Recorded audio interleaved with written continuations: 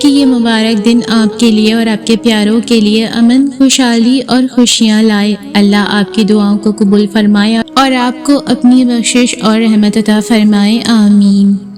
دنیا عارضی ہے، یہاں کی خوشیاں عارضی ہیں تو یہاں کے غم بھی مستقل نہیں۔ ہونٹوں پر ہنسی باقی نہیں رہی تو آنکھوں میں آنسو بھی ہمیشہ نہیں رہیں گے۔ تہجد میں مانگیں اپنے رب سے، وہ آپ کو نامراد نہیں لوٹائے گا۔ کوشش اور دعا جاری رکھیں اور پھر اللہ پر چھوڑ دیں۔ دعا اللہ سے ایسا تعلق ہے جو ایک بار بن جائے تو پھر کبھی نہیں ٹوٹتا۔ دل بھرا ہوا ہو، خاموش ہو، کوئی غم ہو، اداسی ہو، کوئی سوچ تنگ کر رہی ہو، اسے پکارنے پر ہمیں اپنے آغوش میں لینے والا صرف ہمارا رب ہوتا ہے۔ جب جب انسان اس سے بات کرتا ہے تو اس کی الجھنیں سلجھن میں بدلنے لگتی ہیں اور اسے قرار آنے لگتا ہے۔ اللہ فرماتا ہے، زیادہ سوچنا، شکایت کرنا، خود پر بہت زیادہ دباؤ ڈالنا بند کرو، اس کے بجائے مجھ پر اعتماد کرو۔ تمہارا مجھ پر بھروسہ کہاں ہے؟ میں تم سے زیادہ تم سے محبت کرتا ہوں، میں اپنے بندوں کو مایوس نہیں ہونے دوں گا۔ مسلسل دل دھڑکتے جا رہے ہیں مگر احساس مرتے جا رہے ہیں۔ جہالت چھا رہی ہے اور ان پہ کتابیں جتنی پڑھتے جا رہے ہیں۔ چمک اٹھے گھروں کے فرش لیکن دلوں پہ زنگ چڑھتے جا رہے ہیں۔ جہاں نماز پڑھو اس جگہ تھوڑی دیر بیٹھ جاؤ تاکہ بدن کے تمام حصوں میں سکون پیدا ہو جائے، پھر نماز کے لیے کھڑے ہو جاؤ اس طرح کہ یہ خیال کرو کہ کعبہ تمہارے سامنے، پلصراط تمہارے پاؤں کے نیچے، جنت تمہارے سیدھے ہاتھ کی طرف، جہنم تمہاری الٹی طرف اور موت کا فرشتہ تمہارے پیچھے کھڑا ہے، اور سمجھو کہ یہ تمہاری آخری نماز ہے۔ فضول خیالات سے نجات ملے گی۔ اللہ نیکی کی بات پھیلانے والے کو جزائے خیر عطا فرمائے، آمین۔ حضرت علی رضی اللہ تعالیٰ عنہ فرماتے ہیں، دوست کا امتحان مصیبت میں ہوتا ہے، بیوی کا امتحان غربت میں، مومن کا امتحان غصے میں، آنکھ کا امتحان بازار میں، زبان کا امتحان محفل میں، دل کا امتحان عشق میں، ہاتھ کا امتحان کھانے میں، اور انسان کا امتحان قبر میں ہوتا ہے۔ اللہ پاک سے دعا ہے کہ ہمیں قبر کے امتحان میں کامیابی عطا فرمائے، آمین۔ نماز کے 7 انعام: روزی میں برکت، تندرست صحت، نیک اولاد، خوشحال گھر، دنیا میں عزت، میدان حشر میں جام کوثر، آخرت میں جنت۔ ام المومنین حضرت عائشہ صدیقہ رضی اللہ تعالیٰ عنہ فرماتی ہیں کہ رسول اللہ صلی اللہ علیہ وآلہ وسلم نے ارشاد فرمایا، قربانی کے دن اللہ تبارک و تعالیٰ کے نزدیک آدمی کا سب سے محبوب عمل خون بہانا، قربانی کرنا ہے۔ قیامت کے دن قربانی کے جانور اپنی سینگوں، بالوں اور کھروں کے ساتھ آئیں گے۔ قربانی کا خون زمین پر گرنے سے پہلے اللہ کی بارگاہ میں مقبول ہو جاتا ہے، اس لیے خوش دلی کے ساتھ قربانی کرو۔ حضرت کعب بن مالک اپنے والد سے روایت کرتے ہیں، فرماتے ہیں کہ رسول اللہ صلی اللہ علیہ وآلہ وسلم نے ارشاد فرمایا، 2 بھوکے بھیڑیے جنہیں بکریوں کے ریوڑ میں چھوڑا جائے تو وہ ان کے لیے اتنا نقصان دہ نہیں جتنا آدمی کے مال و جاں کی حرص اس کے دین کے لیے نقصان دہ ہے۔ حضرت ابو ہریرہ رضی اللہ تعالیٰ عنہ بیان کرتے ہیں، رسول اللہ صلی اللہ علیہ وآلہ وسلم نے ارشاد فرمایا، بندہ کہتا ہے میرا مال، حالانکہ اس کا مال فقط 3 صورتوں میں ہے، جو اس نے کھا کر ختم کر دیا، یا پہن کر بوسیدہ کر دیا، یا اللہ کی راہ میں دے کر ذخیرہ کر لیا، اور جو ان کے علاوہ ہے وہ تو لوگوں کے لیے چھوڑ کر جانے والا ہے۔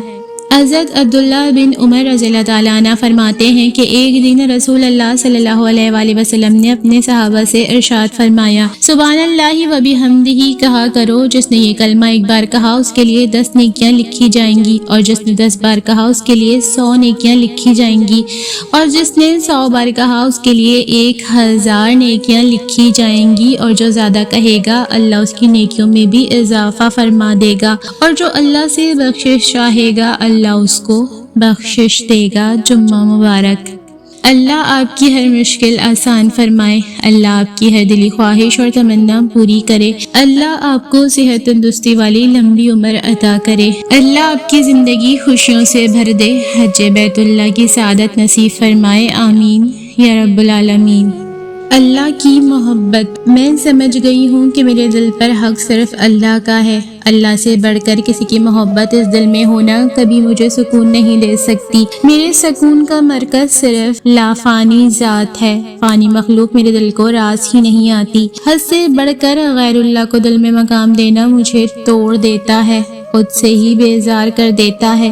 جب میں نے اللہ سے بڑھ کر کسی کے قرب کی چاہت کی تب مجھے اپنا آپ بھی خود سے ناراض لگا۔ میں خود سے بھی بچھڑنے لگی اور اب ایک راز جو سمجھ گئی ہوں میں، دل میں سے گزر تو کوئی نہیں سکتا، لیکن اس میں ٹھہرنے کا حق صرف اور صرف اللہ کا ہے۔ حکومت اسی کی چلتی ہے، وہی کامل سکون ہے اس دل کا اور وہی بادشاہ بھی ہے۔ یہ دل خاص ہے اور اس میں خاص ذات ہی رہ سکتی ہے۔ کیا اللہ سے بڑھ کر کوئی خاص ہو سکتا ہے؟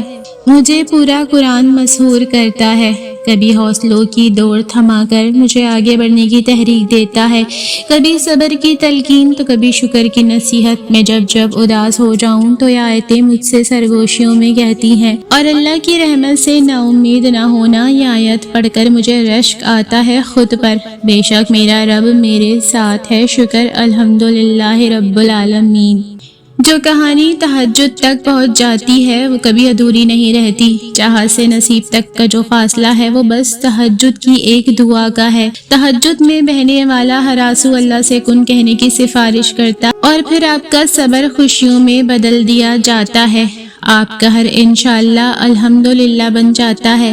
صبر کرنے والوں کو اللہ بھی دوست کہتا ہے۔ اللہ کو صابرین بہت پسند ہے۔ آپ کا صبر بھی اللہ دیکھ رہا ہے، آپ کے آنسو کا ایک ایک قطرہ اس کے نزدیک بہت قیمتی ہے۔ بس صبر کا دامن تھامے رکھیں یہاں تک کہ صبر کا خوبصورت صلہ دے دیا جائے گا اور آپ کا دامن خوشیوں سے بھر دیا جائے گا انشاءاللہ۔ اس کی رضا میں راضی رہو، اس خوبصورت جملے کا مطلب ہے اللہ تعالیٰ کی مرضی میں راضی رہو، یعنی جو کچھ وہ چاہے، جیسا وہ چاہے، اس پر دل سے راضی رہنا۔ یہ صبر، شکر، توکل اور تسلیم و رضا کا اعلیٰ درجہ ہے۔ جب انسان خوشی یا غم، کامیابی یا ناکامی، سب کو اللہ کی حکمت کا حصہ سمجھ کر دل سے قبول کرے۔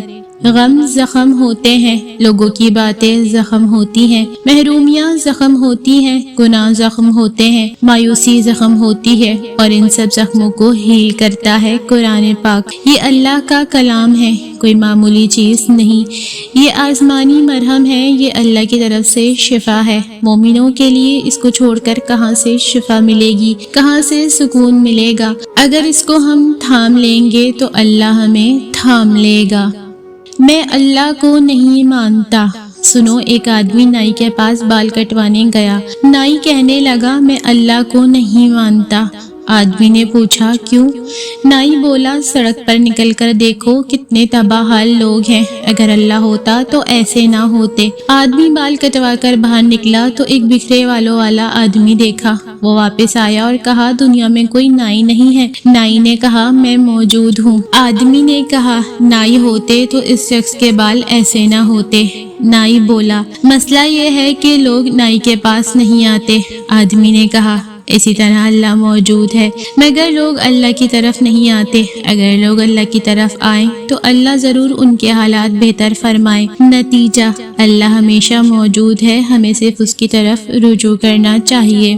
پرندے یہ غلطیاں کبھی نہیں کرتے جو انسان روز کرتے ہیں۔ وہ رات کے وقت کچھ نہیں کھاتے، وہ رات گئے ادھر ادھر نہیں بھٹکتے اور گھومتے پھرتے۔ وہ اپنے بچوں کو صحیح اور صحیح وقت پر سکھاتے ہیں، کبھی زیادہ نہیں کھاتے چاہے کتنا ہی کھانا دستیاب ہو۔ وہ تھوڑا سا کھاتے ہیں اور اڑ جاتے ہیں، اپنے ساتھ کچھ نہیں لے جاتے۔ جیسے ہی رات ہوتی ہے وہ جلدی سو جاتے ہیں اور صبح سویرے اٹھتے ہیں، خوشی اور توانائی کے ساتھ چہچہاتے ہیں۔ وہ دن بھر اپنے جسم کو متحرک رکھتے ہیں اور صرف رات کو آرام کرتے ہیں۔ اس طرح زندگی گزارنا دل، گردوں اور جگر کو صحت مند رکھنے میں مدد دیتا ہے۔ وہ اپنی قدرتی غذا کو بار بار تبدیل نہیں کرتے۔ جب وہ بیمار محسوس کرتے ہیں تو کھانا چھوڑ دیتے ہیں اور صحت یاب ہونے کے بعد ہی دوبارہ کھاتے ہیں۔ وہ اپنے بچوں کو مکمل محبت اور دیکھ بھال دیتے ہیں۔ وہ فطرت سے صرف اتنا ہی لیتے ہیں